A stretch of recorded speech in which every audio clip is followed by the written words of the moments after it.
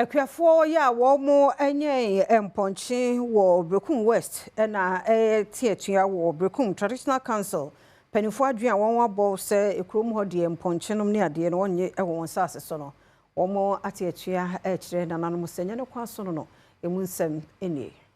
Amanfa wono munye imponche e Berekum West eni eyo kire e de yetia Berekum Traditional Council wono mugina bia wesise imponche wo wono mu asase so nyina wo hwe no yi wono mu e de efiri hono mu we e na Traditional Council no e kire mu dia wono mu eyi imponche e de efiri wesanse etitia wono mu egidia wo e wo na mamre no emu e wo sanse mu hu e na nana hene adewu otoso mienu I friends na latest awe twafo hene e wo genjene ene wo de to just say wo na chita ema free esanse the Traditional Council no edeba no eyade etitia wono mu efa hodie eso ensem bia na latest edetu dwa eni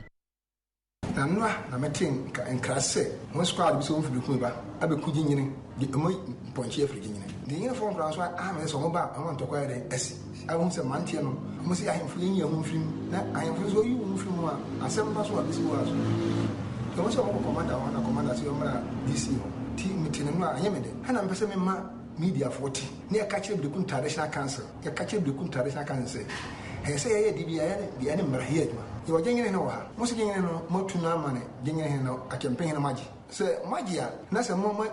mpera hemfi wa ase mo pahin fufuro bi se bia pahin fufuro se bia twafo hen akwahene hana bi o head gyenyene no head ya asensi ya waka kira manfo we bia menti ho asema hemfi de meti ya se mo Berekum ponche gyenyene ha ye kum ponche no so ya sana chama gyenyene fo awu ye catch up pomra gyenyene ni bia ya na se opa ponche awe mutim bo akom mutim koto mo na mo nko fasa ye ne we mama so me ba kurum ha na bia be kase ye hwe kurum ya gyenyene fo nye na yakofa di mone ye di mone afi mo mfanyimfo mo Traditional Council ndesi ya ne se mo se sapohene ada acting president me se be kama sapohene te se so acting president yo so